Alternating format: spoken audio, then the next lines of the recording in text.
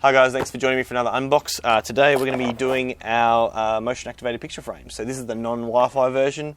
It's a lot easier to get set up and it's a lot better on battery life.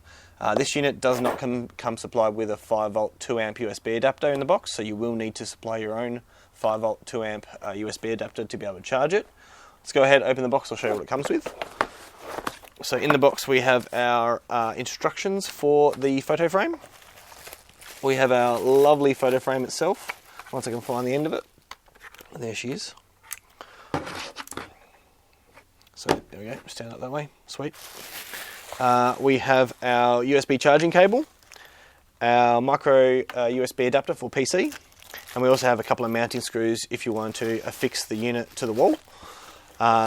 So yeah, it's pretty easy to get all set up. Everything to do with the memory card placement and the charging is all underneath the picture. But stay with us, join us on the next video, and I'll show you where everything goes, how to activate motion detection, and then we'll run through some test footage for you.